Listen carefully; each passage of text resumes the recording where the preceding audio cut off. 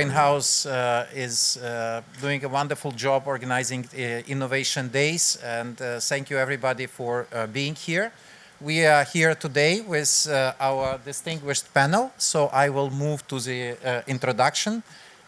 Next to me is Minister Serhii Marchenko, who is by now the longest serving Minister of Finance of Ukraine in the Ukraine history, and serving as a minister through the full-scale invasion since 2022. Minister Marchenko has a distinguished career in the public sector. Before, he served as a Deputy Minister of Finance and Deputy Head of President's Administration. Also, in his capacity, Minister Marchenko is serving as a governor to the World Bank, and in 2023 he was chairman of the both IMF and the World Bank board of the governors, so he chaired this board in the 2023. Minister is also head of the Ukraine platform, a multi-donor coordination platform, which is a main framework to mobilize financing for Ukraine, and serving this capacity since 2023. Next, I would like to introduce, it's a great honor to introduce here Commissioner Marta, and she is a European Commissioner for Enlargement. She drives the European Union enlargement process and develops the EU relations with countries in the region, including the Western Balkans, Ukraine, and Moldova. Working with candidate and potential countries on the merit-based path to join the EU by supporting required structural reform, their respect for the rule of law, fundamental values, and strengthening their reliance and preparedness. Next, I would like to introduce Gavin Gray. Gavin is a mission chief to Ukraine from the IMF and leads the fund's engagement with Ukraine authorities in the context of 8.1 billion extended financing facility which was approved in February. His career at IMF has focused on emerging markets at low-income countries. And before joining IMF, Gavin was economist at the UK Treasury and HSBC Investment Bank. And finally, I would like to introduce Anatoli Murha, who is recognized as a strategist leader in financial services, where his central focus is on cultivating purposeful relationship. He is a chief executive officer of the Self-Reliance Financial Federal Credit Union in New York City-based credit union serving almost 31,000 members, clients with a combined asset value over $2 billion. Additionally, Anatoli serves as a chairman of the Ukrainian American Credit Union Association, representing over 130,000 of Ukrainian Americans here in the United States, and he was recognized as a Credit Union Rock of Star by Credit Union magazine. So with that, let me move to the panel. The topic for today's panel is financing stability and growth during the war at Ukraine Innovation Days 3.0.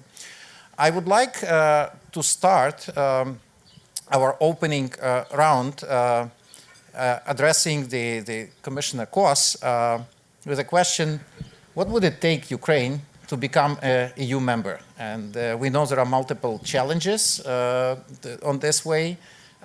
There are different modalities that are being discussed. Ambitions in Kyiv sometimes are ahead of ambitions in Brussels. So we would very much like to hear your views on that.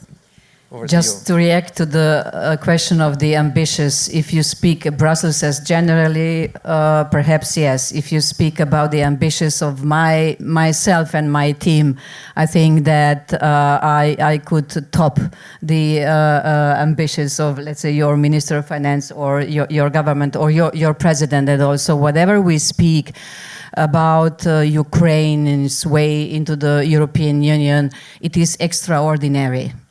It is for the first time for the European Union that we negotiate with a country which is at war. And we are very demanding.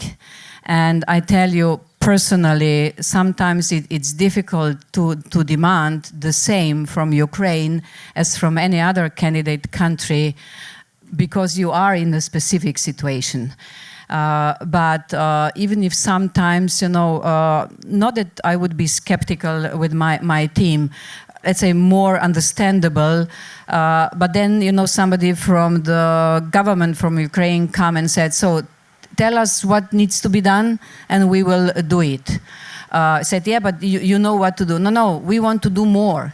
So in this respect, congratulations really to you, Mr., to all of your members of the cabinet and the president for sticking to what you have mentioned, merit-based principle, but also to fight to survive. What we have experienced during the night is not human. It's really not human that Putin is attacking in the waves, meaning bombing, and then when people are coming to rescue, teams are coming, he's attacking his rescue team. So this is not human, and I hope he will pay someday.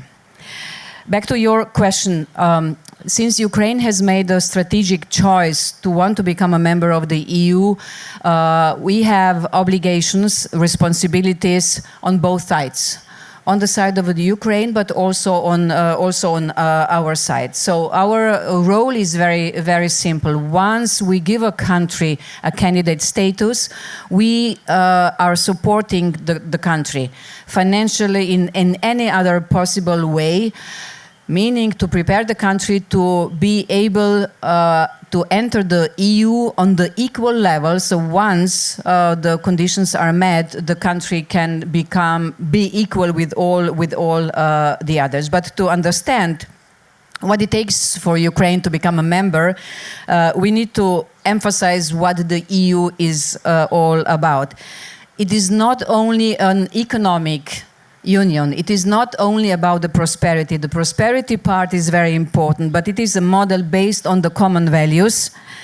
And that's why it is always something more than just the figures and money and the reforms which needs to be done for being economically successfully. It is also how to cope or how to align with the values we are representing. And here, of course, the fundamentals are very, very important. My role now here, you know, why a commissioner for enlargement is at the spring sessions of IMF and World Bank is very, very simple. I have explained to many interlocutors how the enlargement process is working and why it is successful. You can't help a country like Ukraine to prosper just with the taxpayers' money, be it yours or be it ours or from any other donors, meaning that we need private investors. But the private investors will not come if we do not make the environment or legal certainties that they will be sure that it pays off if they come. So, and this is actually in the heart of the accession process.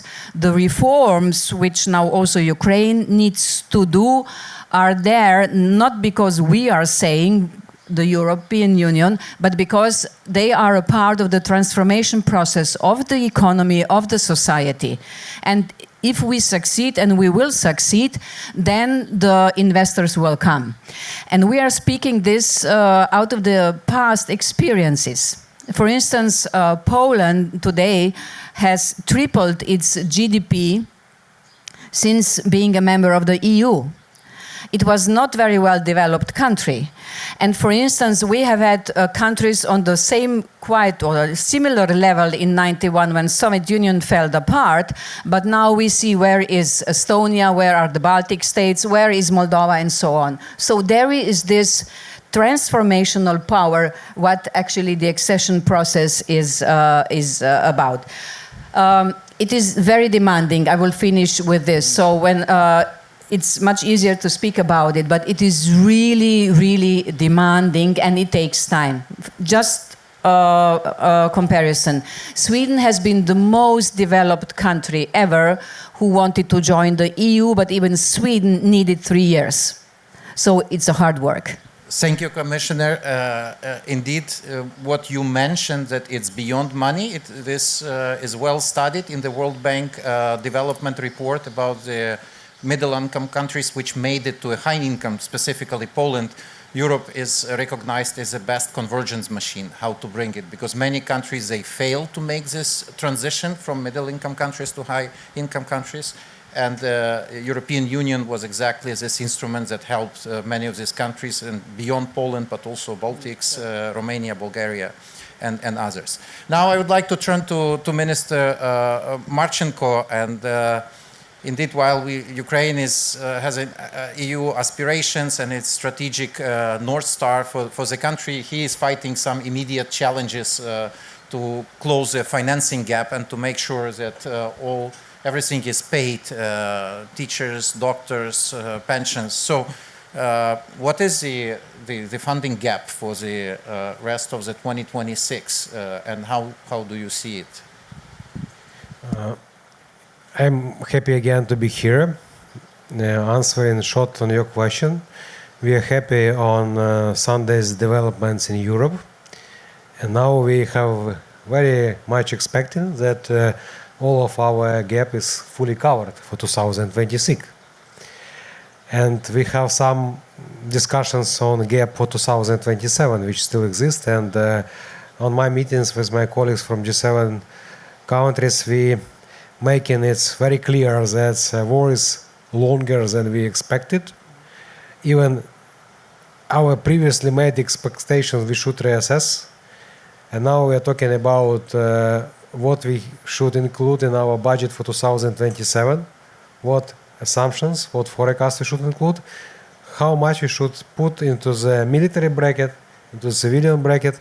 And based on these assumptions, I will tell you that we're still struggling to meet our needs in 2027. But to be clear, Europe has done a lot to cover practically two-thirds of our needs. And now it's a question for our other countries, big countries, to set up a stage and to show that they are also willing to support Ukraine. And this is our messages which we deliver. That we are not only talking about current perspective, because current perspective are very vivid. We just recently discussed with Kristalina Georgieva what we survived during this winter, what we need to do until the next heating season, how much money we need to spend to be ready, prepared for this. But it's a basic needs and our basic activities. But perspectives is very important. To secure perspectives is sometimes more important than current needs. And reforms is important, and I truly believe that our recent developments in Parliament and our good engagements with different parties in Parliament help us to expect that we are able and capable to restore this pace of reforms. It's necessary not only for Ukraine, because it's important for Ukraine without any doubts, but our partners need it. Our partners have their own points of weaknesses. Elections is it's something which is really matter for European countries specifically, and we should take it into account, because if Ukraine fail, it means that all of our partners will feel this. That's why we shouldn't give any chance for our enemy, even slight chance that we can fail. Thank you, Minister.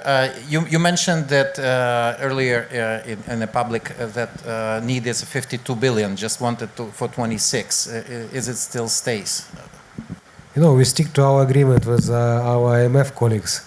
It's our joint estimations. Gavin could only but agreed that 52 is gap, but it's a gap which practically fully covered. Okay, now let's turn to Gavin to hear what's the IMF assessment of the Ukraine macro financial stability and then debt. Ukraine in the early stages of war received a lot of grants. Unfortunately, now that comes at more as a debt. So what's your assessment of Ukraine macro position? Thank you for inviting me to this event. It's been a privilege to be here. I actually want to start with a historical perspective on these questions. What normally happens when countries are in wartime? What you normally see is that central banks print money, there's runaway inflation, commercial banks are normally forced to lend to the government at very low rates, and so their capital gets depleted. Sometimes salaries are not paid in cash, they're paid in government bonds. And you see that governments, generally speaking, direct resources away from the consumer to industry to fight the war. And so wars are not only physically painful, but economically it's painful. Now, those are historical examples. Of course, Ukraine is fighting this war in the current day, where there is crypto, there's P2P, open borders, and so it faces constraints and needs which are very different from those historical examples. And so we don't see in Ukraine today many of the symptoms which I just described. We see some of them. And why is that? And it's because of the policies which the Ukrainian government has pursued, because this government and the central bank realize that macro-financial stability is not a theoretical issue. It's a very practical issue for a population who is experiencing this wartime. And moreover, it's the role of international partners, the fact that in contrast to other examples, Ukraine has received very significant amounts of external support. And so and I want to give you that comparison because I think not everything has been perfect, but one always has to think of the counterfactual. So what's happened in Ukraine is that inflation did shoot up quite a bit in 2022. Since then, it's bounced around. You would expect this when you have supply shocks in wartime, but it's been relatively well managed. The central bank has a policy framework of flexible inflation targeting. I would emphasize here the flexible word. We have to be realistic about what can be achieved, but in general, price stability has been maintained. Then look at the banking sector. Again, historical examples. You often see that banks' capital is depleted. Here we have a banking sector which is well capitalized, which is supporting the financing of the government on market terms, so at positive real interest rate. It's rebuilding its capital. So what that means is that one would hope that here are now banks which, once the war ends, are in some position that they can support the recovery. They would not be on their knees. Time will tell, but I think that's an important asset. Then, Roman, you asked about debt sustainability. So this is it's important for us, the IMF, because we can't lend unless we have some perspective that the debt is sustainable. Here we have a government which, within its current circumstances, is running a tight ship, maintaining domestic revenues, maintaining and expanding domestic revenues, keeping non-defense expenditure under control. In addition, the donor support, a lot of it has come on very concessional terms, particularly from the European Commission, especially the latest, the Ukraine support loan and ERA. And that's important because it means that we're confident, or we have some confidence that when the war ends, Ukraine will be in a position where it can repay its creditors and grow. No one wants to see the war end and suddenly this is an over-indebted country. And so, So I think, I don't want to put too positive a gloss on this, but I think one always needs to think about the counterfactual. Final thing I'd say is the Ukrainian economy has grown since late 22, early 23. We certainly didn't expect that at the time. And I think it's these conditions of strong policies have been an important factor. So let me stop there. Thank you. Thank you, Gavin. And what you are saying is truly amazing, that Ukraine is able to keep a macro stability. Financial sector is fully operational despite all the challenges of the war, and that's with the support of European Commission and the management of Ukrainian government in this challenging situation. It's remarkable to keep, and IMF keeps lending, what Gavin said, which basically confirms that Ukraine is in full terms with to maintain a fully sustainable macro framework. Now I would like to turn to Anatoli, because we heard mostly the public sector perspective, the European Commission. So what's the private sector perspective, and what you see which may not be so visible from the public sector side? Sure. Well, first of all, I would like to thank my fellow panelists for all the work and the investments that you continue to place. I think that when the history books are written later on, this is definitely a model and a business case that will be replicated and looked at as something that's quite sustainable. I want to put a disclaimer to something that Roman said, that I am a chief executive officer of a US-based financial institution. However, I have the unique opportunity and have had the unique opportunity to work with credit unions in Ukraine. So that's the context of my remarks today. First of all, from a perspective of just having greater access to credit and affordable credit for consumers, specifically for micro, small, medium, and size enterprises and individuals. The context that I look at is the World Council of Credit Unions. They help administer 20,000 agricultural loans up through April of last year, especially during wartime needs. And this is an area where maybe other financial institutions don't have the scale to be able to offer at that point. But that's something that credit unions can help out with, and specifically with cooperative finance. A lot of times I'm asked, well, what is a credit union and how is that model? The model that I'll quickly describe is one that is based off of US standards, but also that is currently working in Ukraine. Number one, it is a non-for-profit model. Any profit that the organization makes after capital requirements do go back into the community.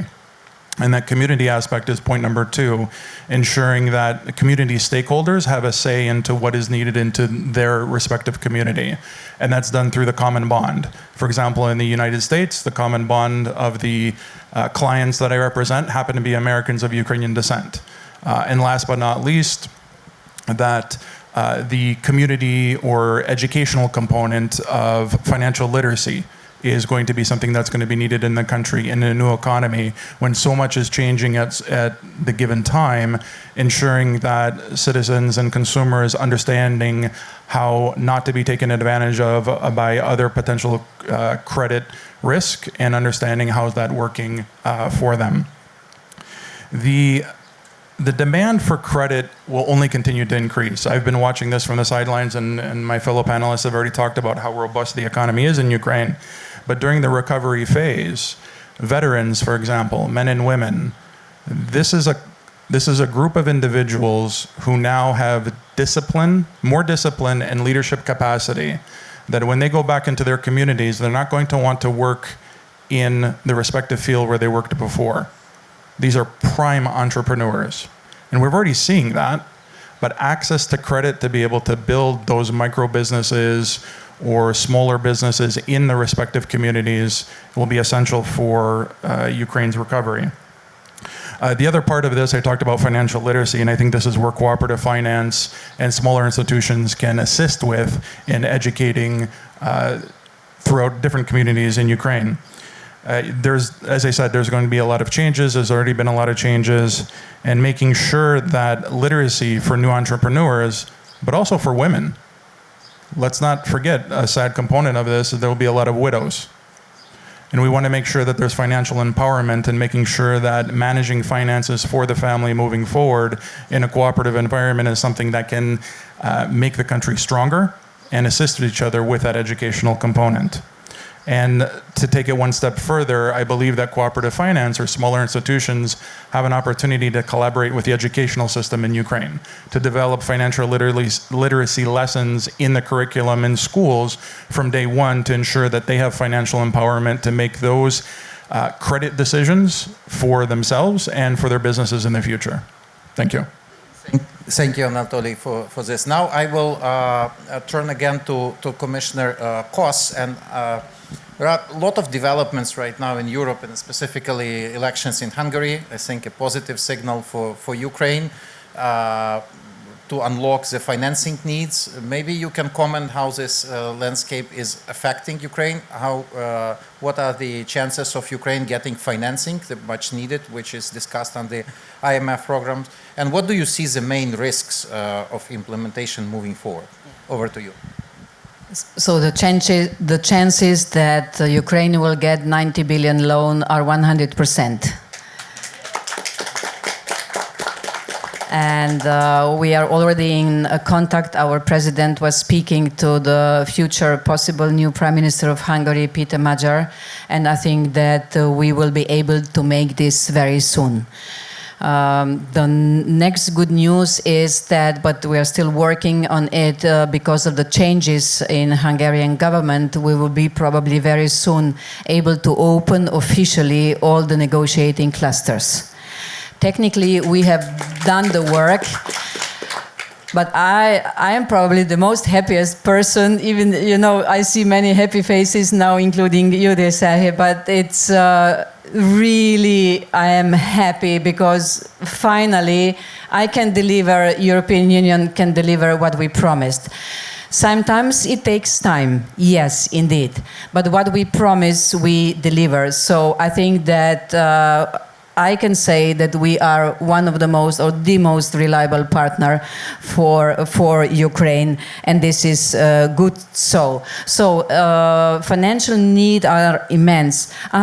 Another good news is also, probably you have followed that Rada has delivered on the necessary reforms a few days back, and because of this we are able, and I'm announcing it for the first time publicly, to pay between 2.5 and 2.7 billion euro.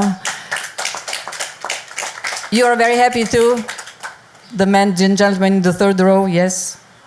I'm looking at you. You said, thanks God. Did you say something like, Slava Bogu? Indeed, Slava Bogu.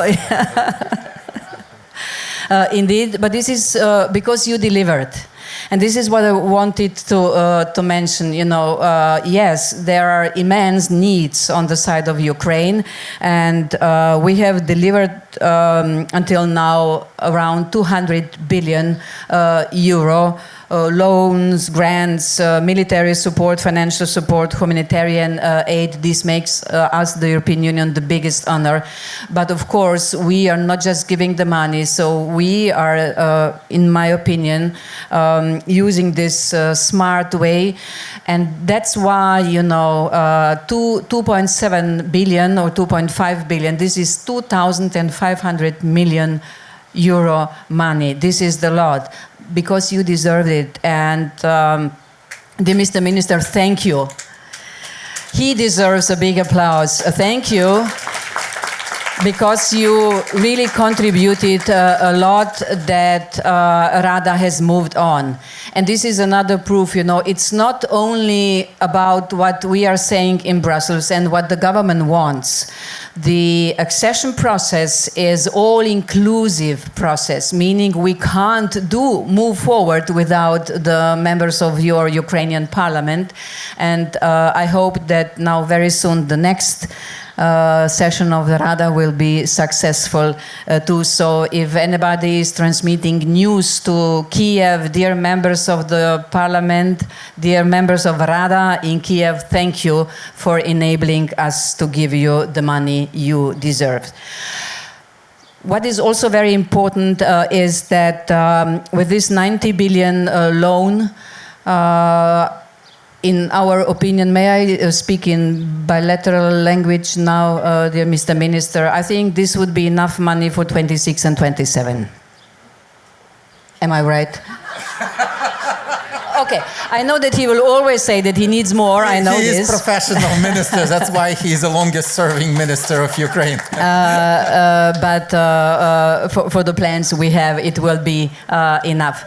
Then, of course, we are also preparing the new budget for the period 28-34, and there we also are planning a lot of contribution to Ukraine. So I think that the future really looks bright. I only hope the war will end soon, because then the money you have to spend to defend your country will be really, really able to be transformed in other areas which are very much needed. And I like, Anatoli, what you have said. It is not only about, you know, investing in the infrastructure. It is investing in the people. It is investing in the transformation of the social system. And it is already working. When I was at my last mission in Kiev, I have all visited a small startup, a company of a veteran who came back, and he started to produce chocolate and different products out of chocolate. So it is already going on, and this resilience of the people in Ukraine will help to give a boost to your country. In some circle in Brussels, we were discussing, what will happen once there is no more war anymore. And somebody from Germany said, oh, this will be another Wirtschaftswunder. So the Wirtschaftswunder, or the economic miracle, is a term describing, there is wasp going around me. Thank you, Serhii. Describing the situation after the Second World War for Germany, when it was completely destroyed.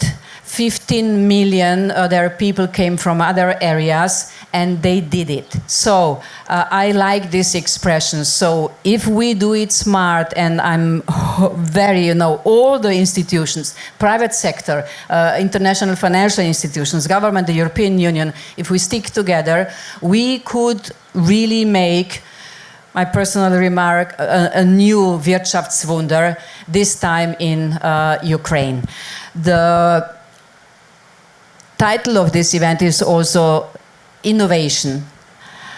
Ukraine is not exceptional only that the banking system is working, it is exceptionally already that it is one of the most innovative countries, especially in the field of military.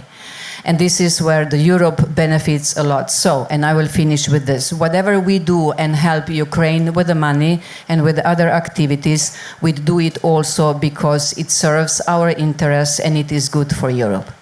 Thank you, Commissioner. I think announcement 2.5 billion disbursed, 90 billions now unlocked, and 200 billion total support, which is the largest support Ukraine received from any partner. It deserves another round of applause, please, for Commissioner. Minister, despite all the numbers that were just announced, you were nodding no, that it's not enough. So what other measures you're gonna take to finance and to make sure Ukraine has resources to continue to grow and to finance its needs? Well, thank you. I would like a little bit to correct, if I may, Commissioner Marta, in numbers. You may do the best. To best, of course, to the best. You mentioned range 2.5, 2.7. Roman mentioned 2.5. I would prefer 2.7. It's. I have to ask Alberto 2.7, okay? Okay, Alberto. It's a deal. It's a deal. Great.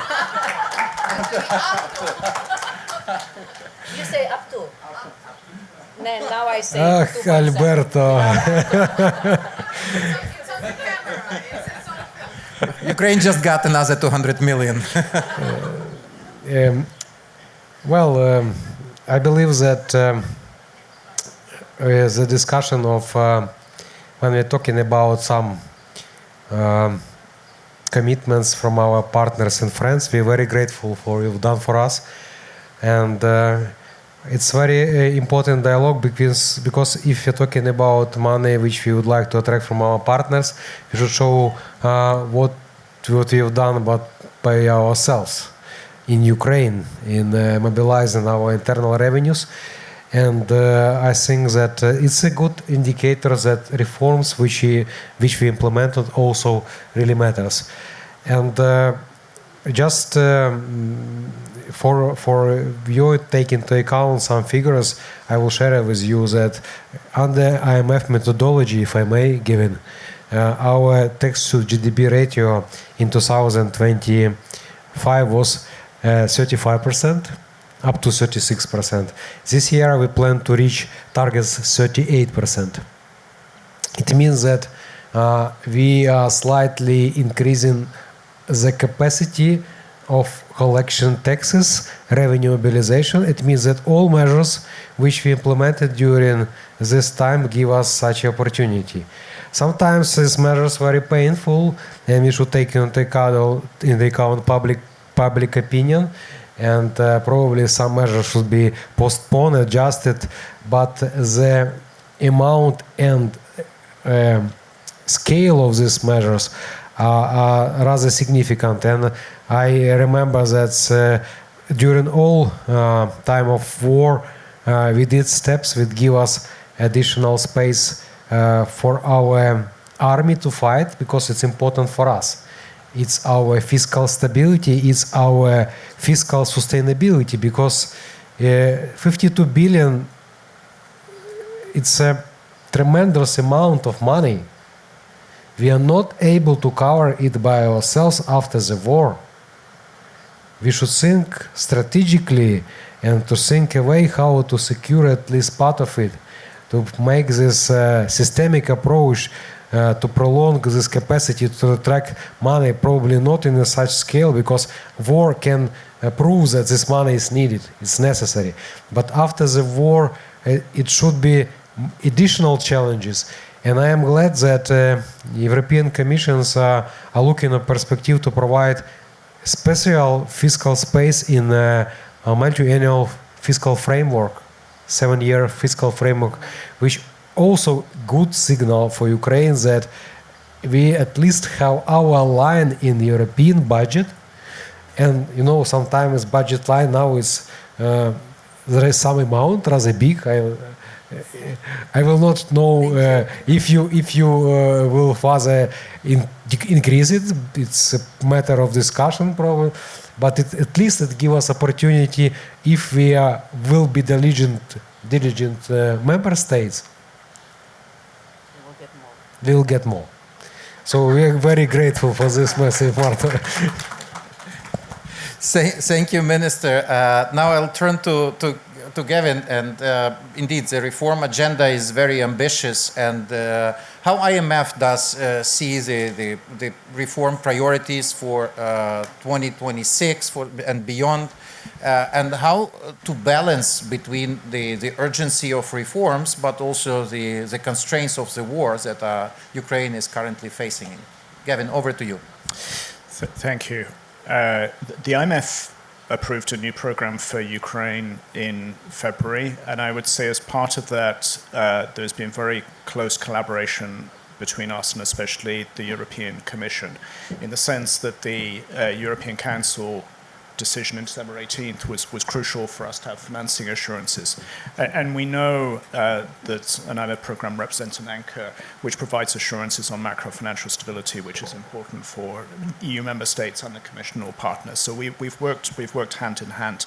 And in that vein, as we've engaged with Ukraine, we've gone to great efforts to ensure that our reforms under the IMF program complement everything which the Commission is doing and Ukraine's aspiration to join the European Union. It's for others to judge how successful. We certainly don't want to do anything to contradict that. And on the contrary, this prospect gives us assurances.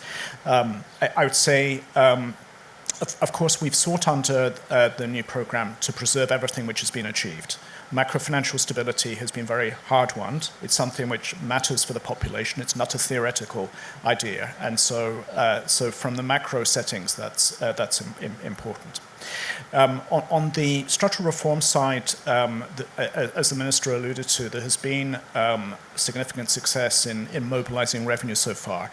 That needs to continue.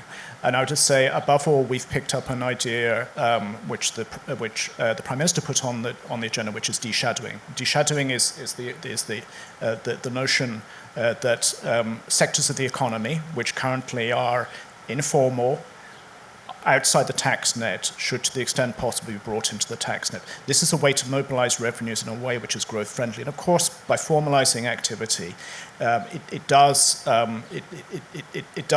I think, strengthen chances of Ukraine becoming a functioning market economy and being in a position where it can compete effectively in the single market. It does also mean those businesses can get access to credit. So now this is not easy because, of course, it involves changing existing structures, but that's I'd say that's a key part of the objective. We have emphasized in this new program also that to prepare for firstly, we will recalibrate this program the moment there is a peace deal. Currently, of course, we have to focus on the wartime. And also, we're impressed about the progress there has been on reforms to prepare for peace.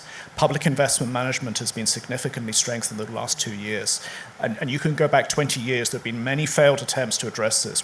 And I certainly would not say the job has been done, but there are a lot of progress has been made to design a way where resources can be targeted towards the right projects. And also to strengthen capital markets infrastructure so that private finance can be brought in to finance Ukraine. So that's something which we will continue to work on. Now, on your second question about the balancing act, and this is, I think, is true of all of Ukraine's partners. We, on one hand, we know that Ukraine needs the money. We know that there are large financing gaps and delayed disbursements are very impactful. While at the same time, there's a shared objective to promote reforms consistent with Ukraine's EU path. I would say, judge us collectively by our results. Now, the IMF has a 30-plus year relationship with Ukraine.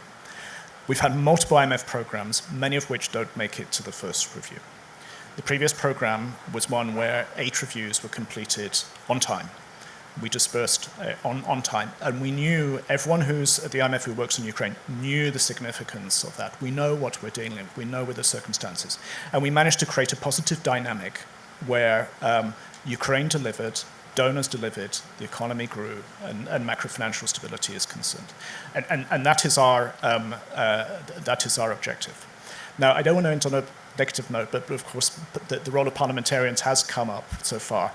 One of my biggest challenges in the last 3 months is to explain why is it that the country has a financing gap of $52 billion, has a parliament that is not passing necessary reforms. And that's been a very difficult question to answer. Now, we did have some good news last week. Let's hope that will be sustained. So I think that's... Yeah, let's all hope this positive momentum will continue and Ukraine move on. So finally, I would like to turn to Anatoli. We heard from the public sector and also private sector the public sector is fixing public investment management systems, enabling the environment for the private sector to come in.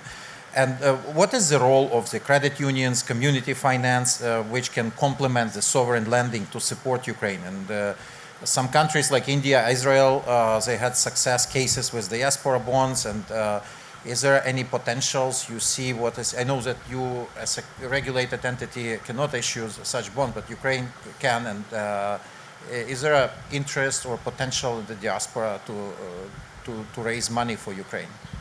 Yes, yes, and yes. So let me expand on it. First of all, there are 67,000 credit unions operating in 101 countries. So obviously there is a market for cooperative finance globally. I'll talk about 2 examples before getting into Ukraine. If we take a look at the country of Ireland, a population of 5 million, 4.2 million of its citizens are credit union clients. Take a look at the United States. The assets under management for about 4,200 credit unions are about $2.43 trillion. So it is a player in the personal finance market or consumer finance market in the United States. There has been a credit union framework in Ukraine for over 30 years now. Poland was mentioned earlier in our conversation, and that is quite a success story for credit unions. And I know that there's been a lot of technical expertise and sharing of information between the National Association of Credit Unions in Poland and obviously with credit unions in Ukraine. The small framework that exists still needs technical assistance in Ukraine. It's actually only recently that credit unions in Ukraine have become under the supervision of the National Bank of Ukraine. So that was a very strong step that I applaud the government for taking those steps in recent years. But there are still some technical expertise that are required to ensure that capital requirements are met and other factors. But that framework has had a lot of success stories to those micro businesses that I was talking about earlier. The diaspora credit unions, and through the U.S. regulator, the National Credit Union Administration, has provided quite a bit of technical expertise on the deposit guarantee fund, or the prospect of that, which is something that credit unions don't have in Ukraine at this point. But that'll be essential because all of those potential entrepreneurs that we were talking about simply want stable, secure, guaranteed savings products, and abilities to build wealth, like any progressive economy. So when you take a look at the credit union network in the United States, and this is where I'll touch base on the diaspora bonds or the potential of it, there are 9 credit unions in the United States whose primary client base are Americans of Ukrainian descent. If you combine us all, there's about $4.5 billion in assets between those 130,000 members. Our savings average per client is 4 times higher than the national average in the United States. Ukrainian Americans save their money, not just with us, but other financial institutions. So with that capacity and that liquidity, there is an opportunity of interest for diaspora bonds, because Americans of Ukrainian descent obviously have an emotional connection and buy-in to investing into the country of, my grandparents when they emigrated to the United States and to Canada, and anybody that has emigrated to the United States within the last 4 years or anywhere else that they've been displaced. But the credit union network, or the possibility of that cooperative finance model, I was talking about the common bond. So there's a contemporary need I see in Ukraine based on the networking and the conversations that I have with my colleagues in Ukraine. Credit unions are organized by a common bond. Earlier I said, the example of Americans of Ukrainian descent. In Ukraine, I see a number of obvious common bonds. Drone manufacturers, they could have their own credit unions now. Military personnel, veterans of the war, much like what the United States has. Opportunities for those communities or those common bonds to have their own financial institutions, because they understand each other and can help through that cooperative finance to give back to the community and build what they need for the future. Thank you, Anatoli. One message that you just mentioned caught my ear is about the behavior, the savings behavior of your members. And when we looked in Ukraine, Ukraine has one of the highest consumer spending relative to GDP. And that undermines the ability of Ukraine to accumulate capital and invest on its own. So this soft power changing the behavior of translating from experience of your consumers to Ukraine would be extremely important for the Ukraine future recovery. So now we have a couple of minutes maybe to take 1 or 2 questions from the audience. Please, we'll have first and then you will be so. Please introduce yourself and ask a question. Thank you very much for sharing all this vital information. I'm Dr. Rick Burzon. I'm on faculty at the George Washington University School of Public Health in Global Health. My question is really, you've talked a lot about the drivers of the economy in Ukraine and why it is so resilient. Can you share with the audience some of the ongoing industries and businesses that are at the forefront of this? And what are some of the new industries and businesses and micro businesses that are driving this resilience at this time? Thank you. Who would like to pick up the question? Minister? Yeah. Well, before the war, our key economic sector which drives our economy, which is sector-oriented, is more related on materials, some minerals, agro sectors. Now we receive some boost for technological shifts, for technological development. It's unfortunate to have war in Ukraine, but we have some fortunate developments which we have from the war. It's our defense sector, which is very fast-growing sector, probably the most fast-growing sector of our economy. At the beginning of war, the output of our defense industries was $1 billion. Now it's expected to reach 55 billions. and it's not the tempo is so high that it's amplifying the opportunity, capacity, and interest so high that I believe it will be a new drivers for our economy for any future years ahead. Okay, one last question from Olena, and unfortunately we'll have to close because of the time constraint. Greetings, Olena Hrajan, Kyiv Post. I have a question to Marta. I wonder, so we have the elections in Hungary and it brought us good news, but I wonder whether the European Union had any session on lessons learned, because let's be honest, if some bad things happened and if Orban stayed in power, you couldn't be able to deliver the 90 billion loan. Because in the end, you wanted to ask for the Baltic states and for the Scandinavian states to cover, because Orban failed to bring back from his resistance. And we had the same story with the reparation loan, which was presented as a recipe, but in the end it also got stuck back in autumn last year. So were the lessons learned for the country that decided to betray the European values? And it became a serious situation when we were talking about existential issues.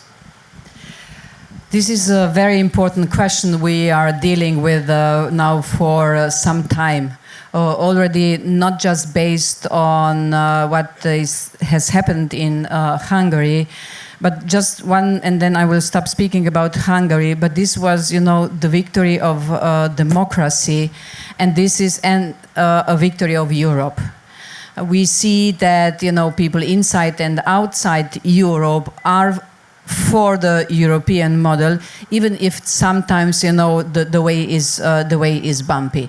The most important lessons we have learned is how can we, the European Union, react if one of the member states behave as you have, Olena, mentioned. So, and this is already what we will now consider for the new member states in the preparation of the accession treaties, meaning that we will have to develop some special safeguards to protect us, the European Union, also from the inside. So safeguards are nothing new from the past, but this will be a new generation of the accession treaties and the safeguards, in the sense of, if the new members and everybody will stick to our rules, those safeguards will not be felt at all. But if they will go against our values, our system, our regulations, those safeguards will bite hard. And we are now discussing with the member states exactly in which form we will bring this to the accession treaty.